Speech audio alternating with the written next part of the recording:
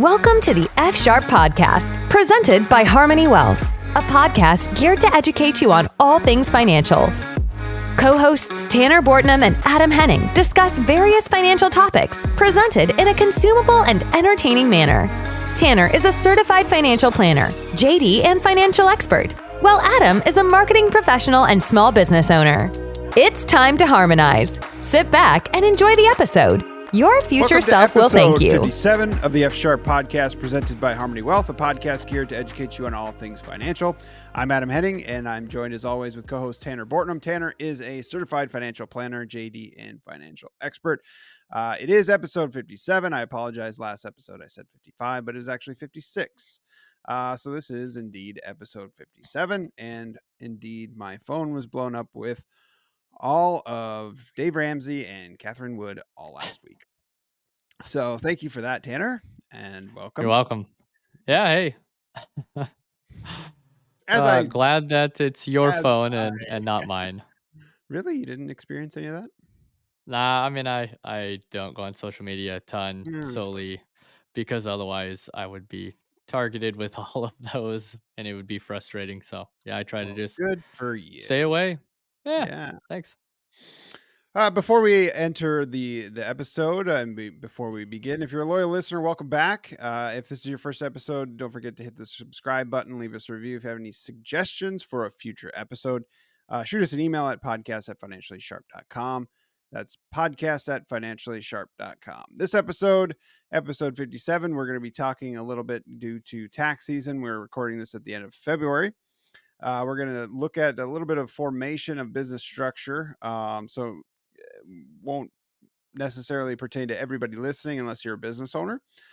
So we're going to look at options for 401ks or retirement funds for business owners or business structures.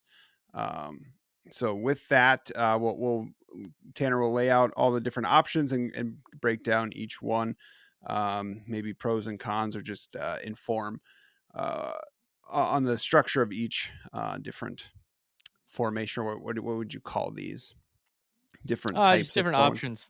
Different options. Yeah. Okay. Yeah, not different types of 401ks because 401k is a type. But just different options. Okay. So right off the bat, is there are we going to approach this from a sole proprietorship, or what kind of business structure are we talking? Is it just small business or in general, or what are we looking at for scope? That's a really good question. We'll talk about it from both. As you kind of alluded to, it will be mainly from the employer standpoint. If you're a business owner, small business, sole proprietorship, that's the same. Or a small business, you have some employees. I'll try to go through, hit on if there's any nuances between the two. Sometimes it's the exact same, doesn't matter. Sometimes there are some nuances, whether it's a sole proprietor or if you have employees. And now one caveat of this too is if you are an employee of a small business, your employer may have one of these. So while some of this won't apply to you, there are pieces of it that will as well. So if you want to tune in, for those parts, there is some of it that we'll be talking about from the employee side of things as well. So yeah, and if you're educated enough, you can go to your employer and say, hey, have you ever thought about this? Actually, yeah. I mean, it's not a terrible idea. Of course, from an employer standpoint, there's a tax benefit to doing this. It's also a cost. You have to put money into employees' retirement accounts if you create one of these. So there's a cost, but there's a tax benefit as well. So the government is trying to entice business owners to set one of these up and help their employees, save for retirement. And so you get a tax break if you do have one of them set up to help out your employees. Sure. What's the first one?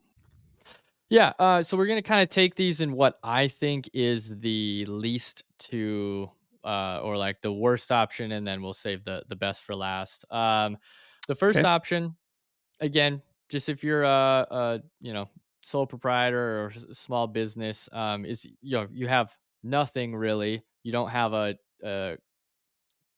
business retirement account per se, but you're saving money inside of an individual IRA, right? Everyone can do that, whether you're an employee or whether you're a business owner. Everyone has a right to set up their own individual retirement account and save money in it. Now, the reason I say this is the least beneficial is you can only put in $7,000. And these are 2024 numbers. 2023 it was slightly less at 6,500. But um, for this one in particular, all the numbers go up a little bit. So again, just these are 2024 numbers. So in 2024, you can only put $7,000 per year into this. If you're over 50, you can put an additional 1,000 for a total of 8,000 into it. But if you want to save any more than that, you can't. The government caps you at 7,000 or 8,000 depending upon your age of being able to put money into this IRA. So again, not the best to try to, not do anything and just rely on that. It's gonna be pretty tough to retire on just saving $7,000 a year. I mean, you're gonna have some huge, huge gains to, have that amass enough for retirement. Huge. No, no. That's the last time that will be said. Pretty, At pretty. least at, at least like that anyways. I didn't get the hand gestures. There we go. Um, moving on. Oh, and there Ah, you I'm gone. froze. Oh, There we I mu go. Now you're I must back. have AT&T or something. Yep, Uh, yep, now you're it's back. pretty standard offering. I mean, I think any listener would be familiar with an IRA. So, Yep. what would be the and just the strict the limit on that? That's why it's the worst option in your opinion, Yeah, or what yeah, makes not it being the able worst of to the not being able to put as much money. I mean, when I'm looking at this from best to worst, I'm looking at it from a standpoint of what gives you the most flexibility, particularly from a business owner standpoint. What gives you the most flexibility?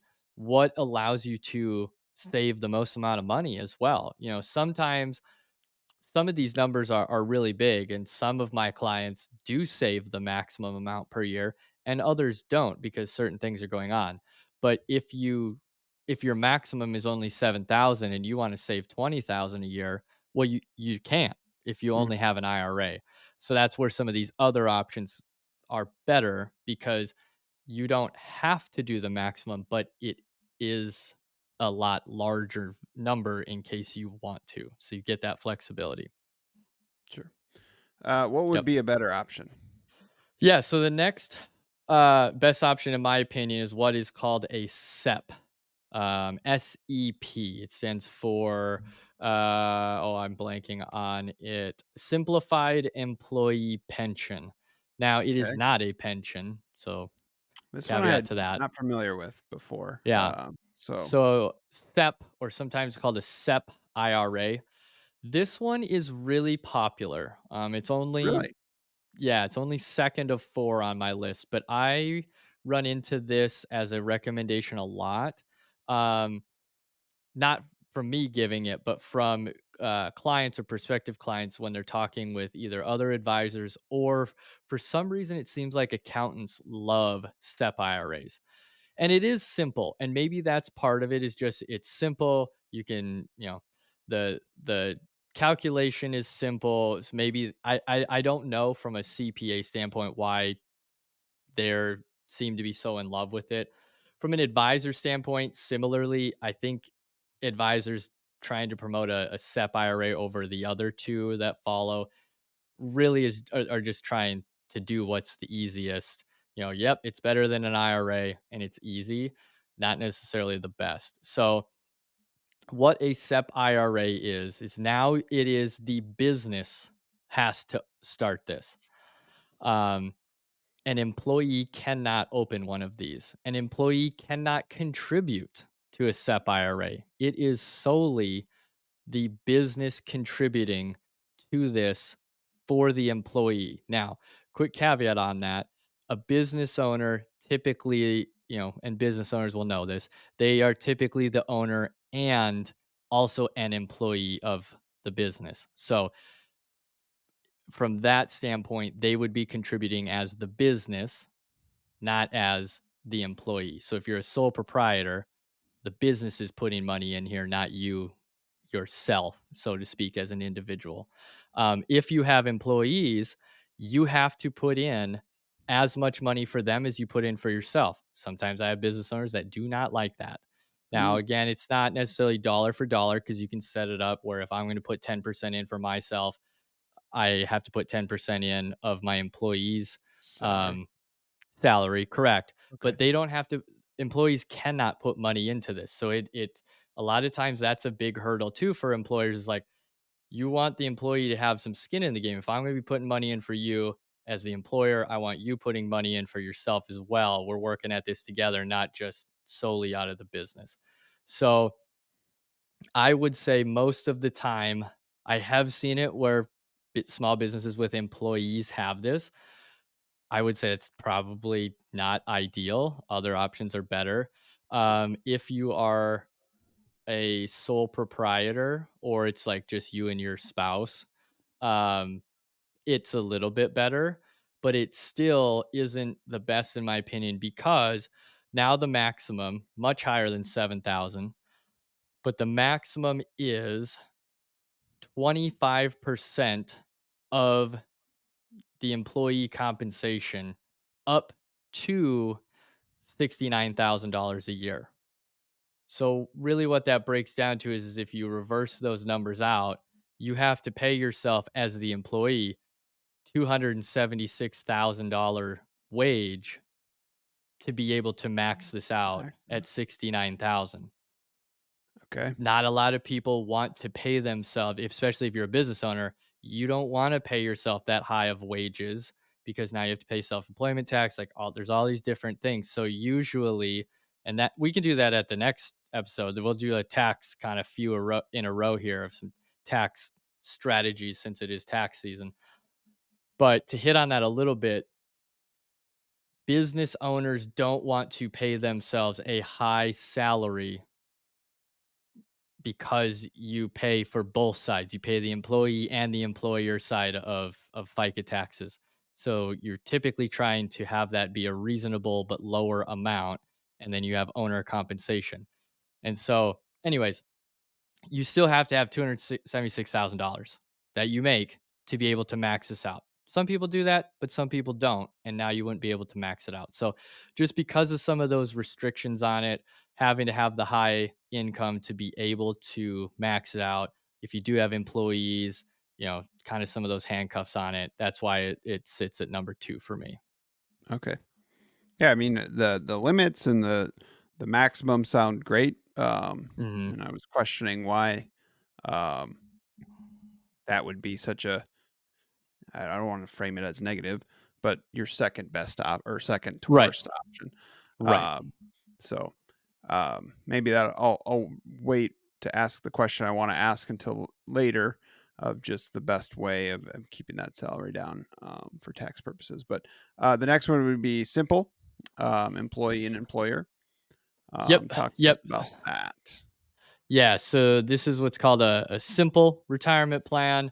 Um, what I don't have that pulled up. What all the SIMPLE all stands for, but again, it's supposed to make a simple. That's why it's called that. Make a retirement plan for employers easier to open. Now, this one works similarly to a SEP. You have some higher contribution maximums, but there are a few different wrinkles. Employees can contribute to this now, so benefit, but employees are capped at $16,000. They can't put in any more than that. If they want to save 20, too bad. Um, if you're over 50, you get an additional 3,500 that you can save per year. So you're capped at 16 from the employee side, and then the employer, again, kind of a negative potential. Call it a potential negative is that you have to choose between a guaranteed 2% that you give to everybody, regardless of whether they contribute or not, or a 3% match of their salary. So a match just means if they're contributing, you're matching their contribution up to 3%. Now, you can go higher than that. Again, this is going to have some of the same kind of wrinkles in it where it's um, if you're, as the business owner, really trying to save for your own retirement, it can handcuff you a little bit just because you um you have to make that match. Like, you can't just cherry pick and give all your employees 3% match and give yourself a 25% match. Like, everyone's treated the same. So if you want to give yourself a 25% match, everyone gets a 25% match. It has to be across the board. So again, few caveats there if you have employees. Now, if you're by yourself, and again, or with your spouse, not as big of a deal, right? You can kind of change the rules around because it's just you and your spouse. In one year, you might give yourself a 10%. The next year, you might give yourself 25% employer match. It really is just kind of up to you. So, solo or solo plus spouse companies have a lot more flexibility. It's just the government sets up these rules because they, just to call it what it is, they don't want you to set up a retirement account and cherry pick it so that you can put a bunch of money in for yourself and screw over your employees. That's what they're concerned Mm, about. So they've okay. created these rules and said, if you have employees, you have to treat them the same as you treat yourself. So if you're going to treat yourself really well, you got to treat them really well, or vice versa. If you're only going to give them 3%, you only get 3%. And again, though, just without getting too much in the weeds, you got to remember that's from the employer side. You, as the business owner and employee, can do whatever you want. Mm, So that's why this one is a little bit better, right? Because you can, as the business owner slash employee, put $16,000 in, and it doesn't matter what anybody else does. So you can keep some of the match lower if that's of concern, but yet still get 16,000 in there from the employee side, where the SEP didn't allow that, right? The SEP said it's only from the business side. So if I'm going to give to me as the business owner, I have to give to everyone else. So that's why this is in the second best option. sure. You answered the question I had of why they make that rule, if it's Oh yeah, just to do that or if it was a structure of where the dollars were or whatever. So, but that makes sense. And then what would be your best option? Something that you would recommend a business client to set up for their employees. yeah. So it's the 401k. I very much like 401ks. They provide the absolute most um, freedom and flexibility from not only the business owner side of things, but also if you have employees, they get a lot more freedom as well. So it's a good thing for both sides of it. With this though, this is the one that has the most variation, I would say, between a solo entrepreneur versus a company that has employees. And so um, let's start with the company that has employees, and we'll finish with the with a solo entrepreneur or solo plus a spouse. So if you're an employer and you have employees, 401k is going to be just like the other ones, right? The government's going to have those rules in there that say you can't screw over your employees. So they have the same rules as the simple. You can do it's called a safe harbor. The numbers are a little bit different, but it's a safe harbor match, which means you put in, if I'm remembering correctly on this one, it's 3% for automatically or up to 5% of a match. And again, you can choose less. It's just then you have to do this testing every year, which can become costly, where the other ones don't have that. Um, so there is a limit from the business side of what you can put in for the match and the contribution, just like the other plans have had. A second feature of this, 401ks are bigger they're more complex. When I say bigger, they are more complex plans. And so you have to find a 401k administrator, trustee, custodian, all of those things. So there is now an extra layer of cost because there you now walk into the world of ERISA. There's a lot more rules around 401ks than the other ones. And so you will want to hire a 401k company to help manage this. And a lot of times, like my clients that have 401ks, They've hired me as the investment advisor to help on these. And then we also have, a third party administrator who's, holds the money and runs the plan, works with all the new contributions coming in, and those types, adds new employees when employees retire, all of those things. That's the administrator side.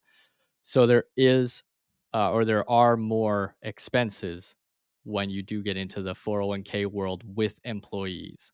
Is that the same Um, for the other three, or is it simpler and easier to manage? it's simpler. Now, I obviously I still recommend working with an advisor on those, but you don't have to have the third party administrator with a IRA, a SEP, or a simple. It's What's a just you can have. what's an example of a third party administrator? A couple of companies. A lot of people have like Fidelity, or Okay. Vanguard has 401. Like if if you're at a huge company, I mean, a lot of our listeners would be at big companies. Fidelity 401ks, like you log into Fidelity and there's your 401k at that, or um, Vanguard has them. Um, you know, so there's lots of third party administrators out there. Okay, Okay. good with that. Mm-hmm. So I'll and wait with my then other question. well, no, let's hit that because I want you to wrap up first with the okay. 401ks. Yep, because it kind of Um, is more pertaining to all of pulls them. out. Sure. Yeah, that's fine. Okay, so those are the kind of two negatives of, or again, possible negatives of the 401k. Well, actually, having a higher cost is a negative for sure. But then it has that limit on the contribution side. Now, some positives of it from the employer side, you now have the ability, if you set the 401k plan up correctly, you have the ability to do what's called profit sharing. You still can't screw over your employees, but there is a way to we'll say manipulate the numbers more towards the employee or towards the owner of the company in a profit sharing type situation. So you're still going to be giving funds to employees because you're sharing profits of the company, but Mm, because you're the owner of it, it's now the strictness on that, and it isn't as great. There is a more flexibility to be able to get more funds from the business to help the business owner's 401k plan. Additionally, remember you can also contribute from the employee side. So as the business owner employee, or really any employee, but business owner employee, you can contribute up to $23,000, or an additional 7,500 if you're over 50 on top of that per year. So with this one, you still have that same absolute maximum value of 69,000 that can go into yours in any given year, but your salary it is allowed to be a lot lower because you can put in 23,000 of your own money mm, as the employee automatically. And so you don't have to have such a huge salary to still be able to max it out. It works out to be 184,000. So we just on that, between that and the SEP, you're almost $100,000 less in salary that you have to pay out with the same maximum contribution if that's what you're looking to do. So that's why this one is the best, even if you are um, employer with employees. Now, the best of best is the solo 401k, which is just happens to be if you don't have employees. Now, the business decision to add employees, there are other ramifications and things that you have to consider. It's not just about a retirement plan, but if you happen to be a solo, entrepreneur, or it's you and your spouse, a solo 401k is an amazing, amazing vehicle. It's all of the same things we just talked about. 23,000 from the employee side. If you're over 50, you get an additional 7,500.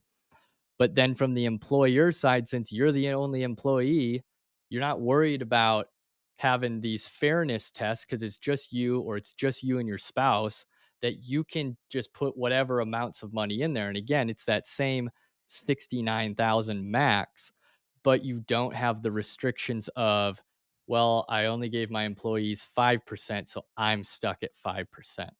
So the solo 401k is by far, and in my opinion, the best, particularly, um, if you happen to be just you and or just you and your spouse, as your business. So walk me through the profit sharing, um, Hmm. and how that works. If you're just as a business owner going to set aside 1% of profit sharing, how does that work? And is that dispersed to the employee side? Is it just put in a general fund, or how does that get divvied up, or does it just get divvied up equally, um, in addition to their employee Hmm. contributions, or what does that look Yep. like? Yep. So it's an additional side. So if you have, so now we're kind of taking a step back. So we're in the 401k with employee world, and you have set up matching. So the employee can put money in, the employer matches, let's just say 5%, and you have set up a profit sharing. How those things would work is the employee has the option to put in money if he or she chooses. The match, if it's the 5% match, you're only making the match if the employee is also putting in at least 5%, or whatever the stipulation that you have set up. But if they do it, you have to do it. Like, it's a, if they Okay. do it, I have to do it. That rule is set. Profit sharing is flexible. So it's not a, I have to decide that I'm going to give 10% of the profits every year. It is, I can wait till the end of the year and see how the company did. And if we did really, really well, we can give 10, 20, 50, 5%, whatever. You can give whatever you want. It then, once you've figured out that aspect of how much you can and want to give as profit sharing, you then work with the third party administrator and the advisor on the plan of the testing, because it does have to run through that, because again, like I said, you can't screw over the employees, but you figure out how that gets divvied up. We're going to give out, a company made $1 million, we're going to give out 10% profit sharing, so we have $100,000 to give out. How does this get spread around all of the employees based on their salaries, their age, wages? Like, there's all these different factors that go in there, and then third party administrator calculates it all out. Boom, boom, boom. So it is in addition. In Now, addition, as a if you, sidecar to everything else. yeah, it would be extra. It'd be Okay. absolutely extra because the company did well and they want to do profit sharing with you. They don't have to. Whether you had a good year or a bad year, the company does not have to do a profit sharing. So with my clients, I always say, let's add it as a option. You are not required to ever execute that option, but if you want to, at least it's there and we don't have to go back and amend the plan because we want to add it. So just have that option on there. And if you want to do it as the business owner, you can make that Mm, choice. Um, okay. any follow up to that? No, Okay. that was I the have biggest one question. Yep. And I have one other thing that I wanted to add with the 401ks in general. Mhm. Um, they have the ability to add the Roth component, which is super nice from the employee side. So the employee can choose, do I want the money to go in pre-tax or after tax?